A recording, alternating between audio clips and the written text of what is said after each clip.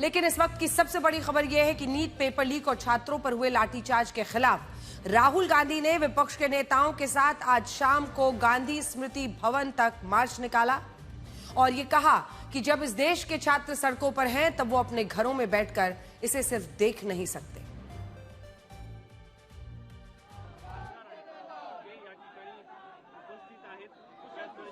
राहुल जी दोनों तरफ बैरिकेड है, आपके घर के दोनों तरफ बैरिकेड है। राहुल जी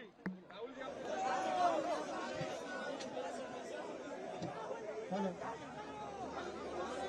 आप सबसे रिक्वेस्ट है कि प्लीज आप पीछे हो जाइए, बाकी सब लोग पीछे हो जाइए।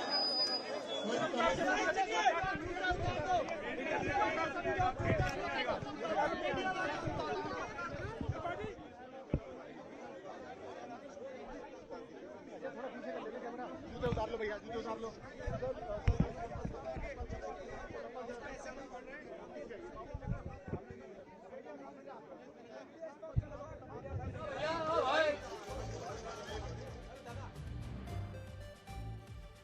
ये दूसरी बार है जब राहुल गांधी ने अचानक कोई फैसला लेकर सबको चौंकाया है। मंगलवार को राहुल गांधी ने कांग्रेस नेताओं के साथ प्रधानमंत्री आवास के बाहर धरना दिया था, जिसे पूरी तरह गोपनीय रखा गया था। हमने आपको बताया था कि कैसे मल्लिकार्जुन खड़गे का घर प्रधानमंत्री के उस गेट से, जहां ये विरोध प्रदर्शन पहुंचा था, सिर्फ 300 मीटर की दूरी पर है। मल्लिकार्जुन खड़गे का बर्थडे था तो सब उनको बधाई देने की वजह से वहां पहुंच रहे थे। किसी को शक नहीं हुआ कि सारे कांग्रेस के नेता क्यों उनके घर पर इकट्ठा हो रहे हैं और फिर वहां से सारे के सारे नेता पहुंच गए प्रधानमंत्री आवास के उस गेट के बिल्कुल करीब, जहां से पीएम का कैवलकेड निकलता है और वापस जाता है। और आज भी जब राहुल गांधी गांधी स्मृति भवन पहुंचे तब भी इसकी भनक किसी को नहीं थी। पहले आप यहां यह समझिए कि कांग्रेस ने उस गांधी स्मृति भवन जाने की योजना कैसे बनाई जो जंतर मंतर के आंदोलन से सिर्फ 4 किलोमीटर दूर है। सबसे पहले सूत्रों के हवाले से ऐसी खबरें आई थी कि राहुल गांधी इंडिया गठबंधन के नेताओं के साथ जंतर मंतर जा सकते हैं और इसके पीछे एक कारण यह था कि आज सुबह 10:30 बजे संसद भवन में इंडिया ब्लॉक के सभी सांसदों की एक बैठक हुई थी और इस बैठक में राहुल गांधी भी शामिल हुए थे। उस वक्त यह खबर आई कि इस बैठक में विपक्ष की आगे की रणनीति, संसद में उठाए जाने वाले मुद्दों और सरकार को घेरने की योजना पर चर्चा हुई है। इसके बाद सुबह 11:30 बजे राहुल गांधी और केसी वेणुगोपाल की लोकसभा स्पीकर ओम बिरला से मुलाकात हुई और मुलाकात के बाद दोनों नेता वहां से निकल गए। कहा जा रहा है कि यह मुलाकात संसद से जुड़े मुद्दों और विपक्ष की मांगों को लेकर हुई, लेकिन इसी बीच कांग्रेस ने फैसला किया कि शाम 6 बजे राहुल गांधी के आवास पर उसके लोकसभा सांसदों की एक बैठक होगी। फिर सांसद पहुंचते हैं बैठक के लिए और खबर यही आती है कि बड़ी बैठक हो रही है। और जब यह खबर आई कि बैठक बुलाई गई है ताकि सभी सांसदों को इकट्ठा किया जा सके एक जगह पर और फिर गांधी स्मृति भवन जाने की योजना बनाई जाए। शाम 5:43 पर कई बसें राहुल गांधी के घर पहुंची और इस दौरान बसों को देखकर यही अनुमान लगाया गया कि इस बार राहुल गांधी सभी सांसदों के साथ जंतर मंतर जा सकते हैं, लेकिन ऐसा हुआ नहीं। और जब पार्टी अध्यक्ष मल्लिकार्जुन खड़गे राहुल गांधी के घर पहुंचे तो उन्होंने भी यही कहा कि वो यहां चाय पीने आए हैं। लेकिन इन सारे घटनाक्रम को देखते हुए राहुल गांधी के सरकारी आवास के बाहर पुलिस की मौजूदगी बढ़ा दी गई।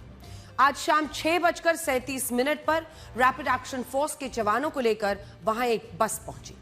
आरएएफ आमतौर पर भीड़ नियंत्रण, कानून व्यवस्था की स्थिति संभालने के लिए तैनात की जाती है और यहां भी शायद यही सोचकर आरएएफ जवानों को भेजा गया कि कांग्रेस को नया धरना, विरोध प्रदर्शन कुछ करने वाली है या फिर राहुल गांधी जंतर मंतर जा सकते हैं। यह खबर भी चल रही थी, लेकिन इसी के बाद शाम 6:53 पर यह खबर आई कि इंडिया ब्लॉक के सांसद गांधी स्मृति के लिए निकले हैं।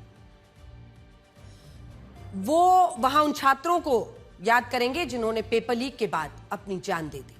हालांकि यहां कई लोग इसे लेकर बार बार सवाल उठा रहे हैं कि राहुल गांधी या कांग्रेस के नेता जंतर मंतर ना जाकर अपना एक अलग आंदोलन क्यों खड़ा कर रहे हैं।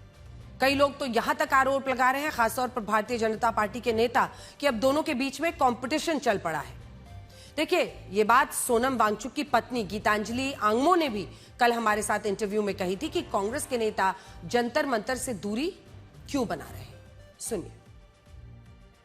With the purity of heart, and whoever comes with their own agendas will fall by the wayside because this movement out of sincerity and purity. We are aligned with the future of the nation, and we are aligned with every political party, every well-meaning individual that wants to take India to the next level.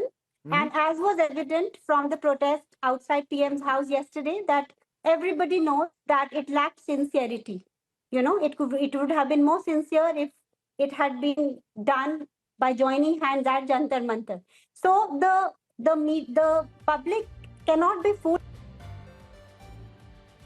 आइए आपको सीधे ले चलते हैं। मौसमी हमारी सहयोगी इस वक्त हमारे साथ सीधा लाइव जुड़ रही हैं। मौसमी, राहुल गांधी की अगुवाई में जो ये हो रहा था, दरअसल हम दिखा रहे थे सोनम वांगचुक की पत्नी ये कह रही हैं कि भाई साथ में रहते बीते दिन भी अलग से क्यों प्रोटेस्ट कर रहे हैं। आज भी बीजेपी वाले कह रहे हैं कि जंतर मंतर के साथ कंपटीशन हो गया है क्या।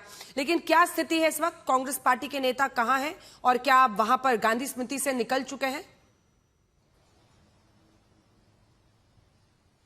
बिल्कुल, देखिए अब स्थिति बैक टू नॉर्मल हो गई है, क्योंकि उस सड़क पर हम खड़े हैं अंजना, 5 सुनहरी बाग, जहां राहुल गांधी का आवास है, और उनके आवास के सामने सन्नाटा पसरा हुआ है। लेकिन 2 घंटे पहले ये स्थिति नहीं थी।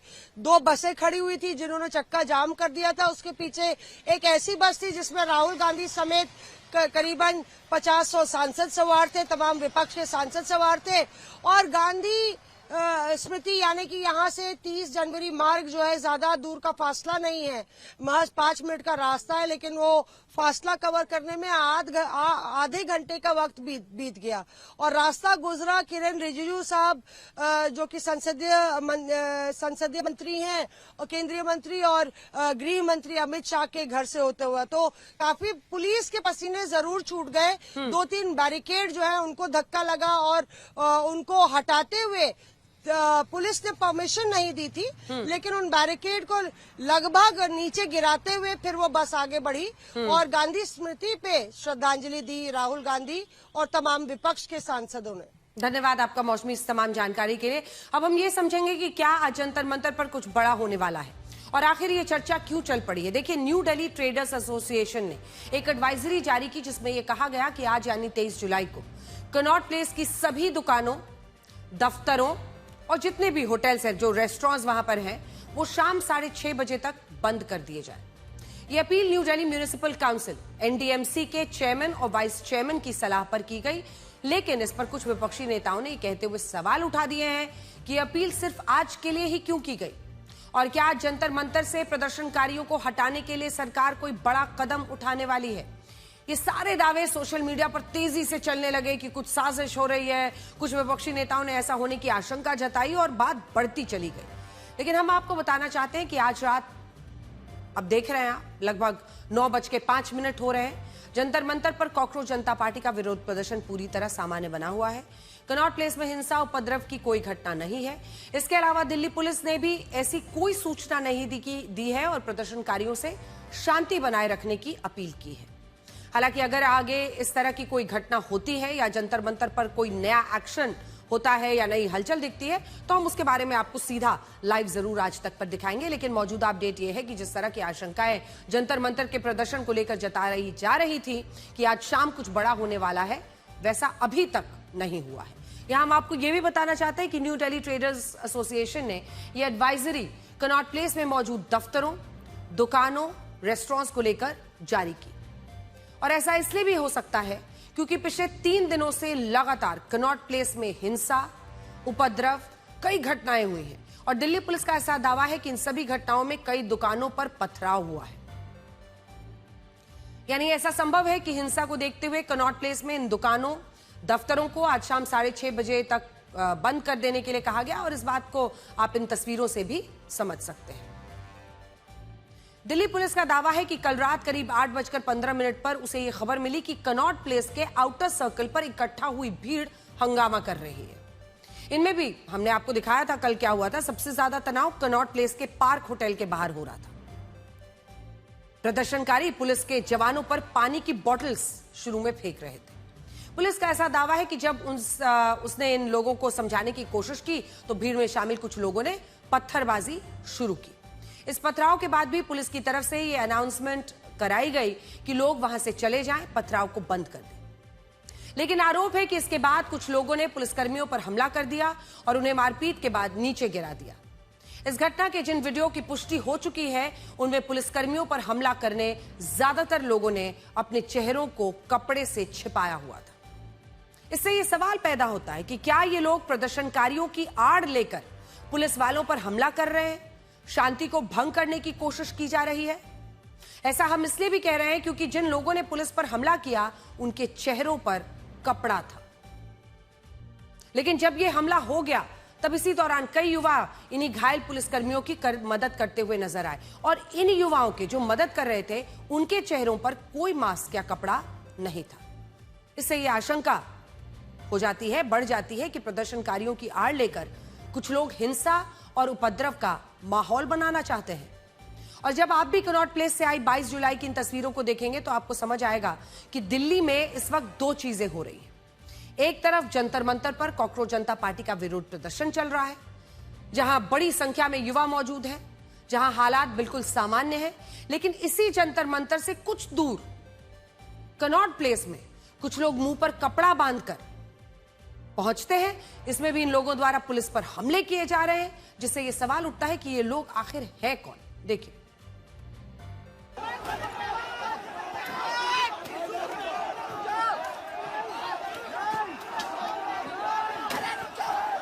पत्थर फेंक रही है, ये देखिए।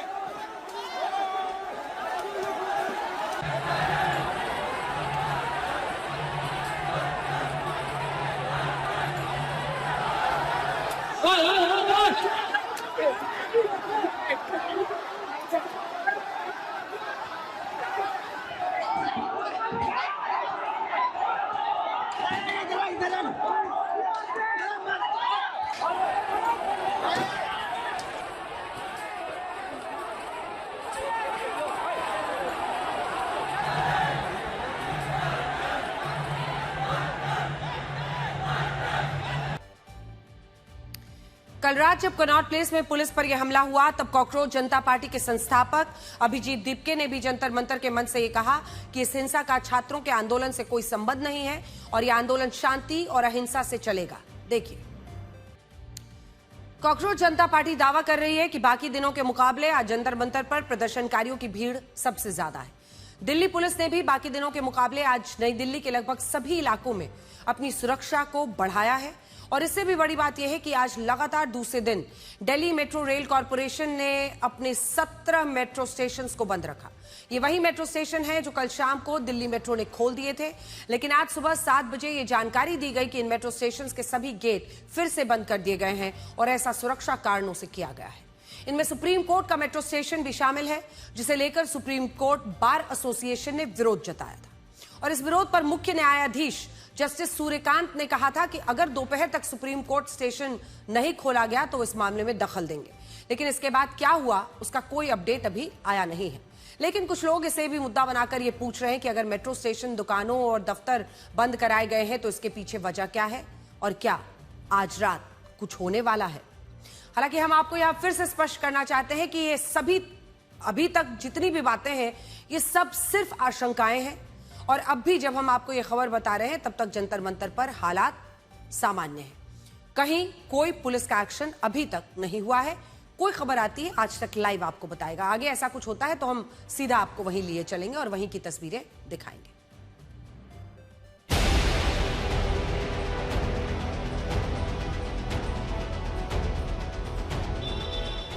16 मेट्रो स्टेशन जो जंतर मंतर के करीब हैं उनके लिए यह आदेश आया था कि वहां के एंट्री एग्जिट सुबह 7:30 बजे से अगले आदेश तक के लिए बंद कर दिए जाएंगे।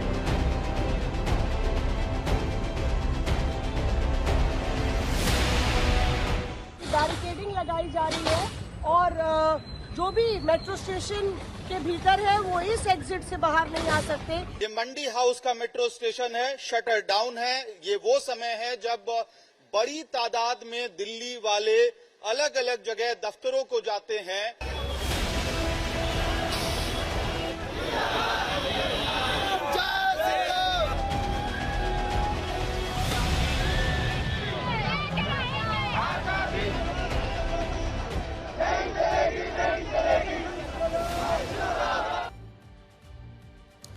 इसी इसी बीच आज ये दावा भी हुआ कि दिल्ली पुलिस को एनएसए कानून के तहत कुछ अतिरिक्त शक्तियां मिल गई हैं, जिसके आधार पर कॉकरोच जनता पार्टी ने यह आरोप लगाया कि क्या सरकार अब एनएसए कानून लगाकर इस विरोध प्रदर्शन को रोकना चाहती है।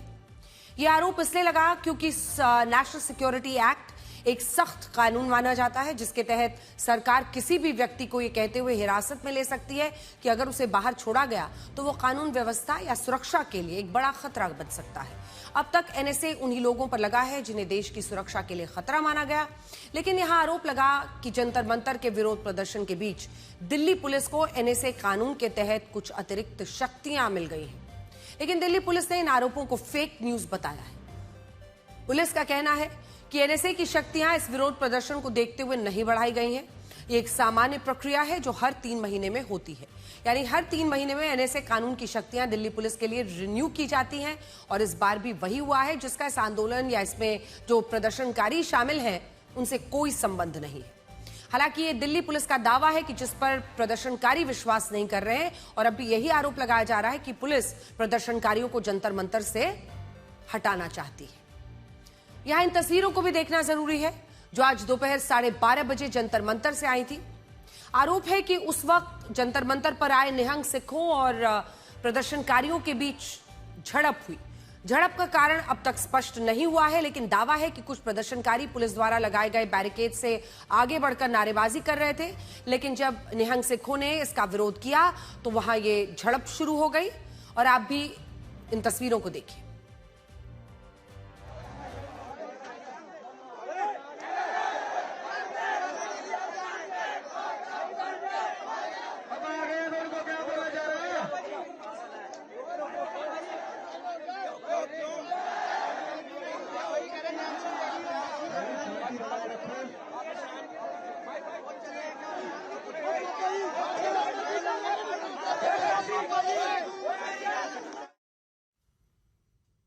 खैर, अब ये देखिए कि नीट पेपर लीक के मुद्दे पर देश के और कितने राज्यों में जंतर मंतर जैसा विरोध प्रदर्शन शुरू हो गया है। अब तक देश के 9 बड़े शहरों में ऐसे विरोध प्रदर्शन हुए हैं, जिनमें मुंबई, नासिक, देहरादून, चंडीगढ़, अहमदाबाद, बेंगलुरु, राजस्थान, बांसवाड़ा, पटना, मिजोरम का आइजवाल शहर शामिल है। इन सभी शहरों में लोगों द्वारा पैदल मार्च निकाला गया है। केंद्रीय शिक्षा मंत्री धर्मेंद्र प्रधान का इस्तीफा मांगा गया है।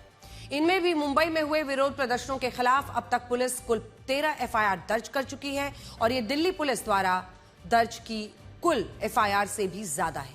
इन मामलों में करीब 400 लोगों को आरोपी बनाया गया है और पुलिस ने कहा है कि उसकी जांच अब भी जारी है।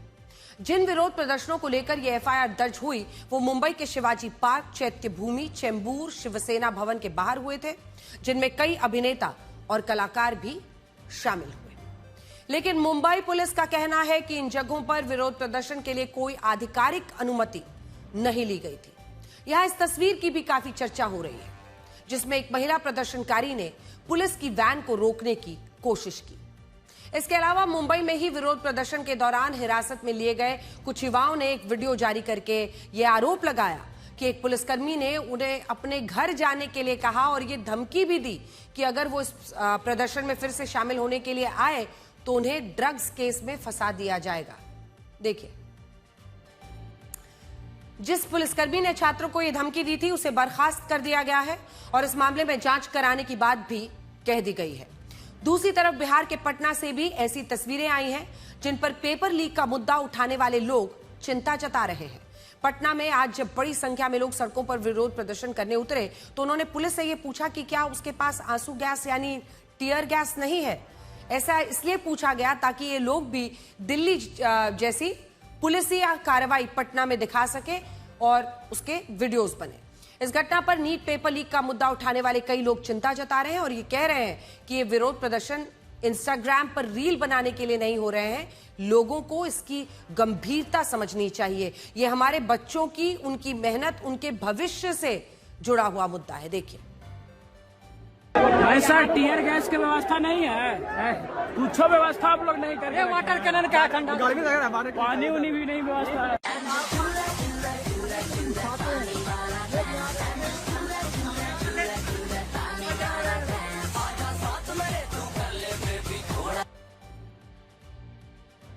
पटना में भी पुलिस ने अब तक 3 अलग अलग थानों में कुल 268 लोगों को नामजद आरोपी बनाते हुए एफआईआर दर्ज की है और कुल 60 लोगों को गिरफ्तार भी कर लिया गया। और वहां भी पुलिस की इस कार्रवाई को लोग असंवैधानिक और लोकतंत्र के खिलाफ बता रहे हैं। आप खुद देखिए, जंतर मंतर पर चल रहे विरोध प्रदर्शन के समर्थन में कैसे देश के अलग अलग राज्यों में विरोध प्रदर्शन हुए।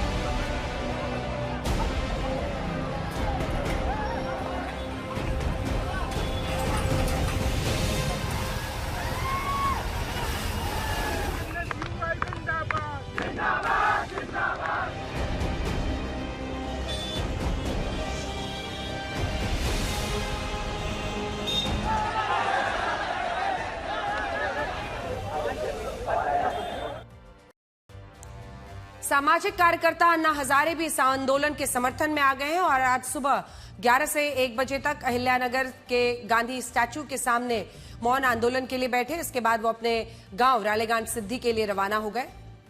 अन्ना हजारे ने एक दिन पहले पीएम मोदी को पत्र लिखा। उन्होंने कहा कि सरकार इस मुद्दे का हल निकाले। उन्होंने धर्मेंद्र प्रधान की तरफ इशारा करते हुए लिखा कि एक मंत्री के इस्तीफे से सरकार नहीं गिर जाएगी।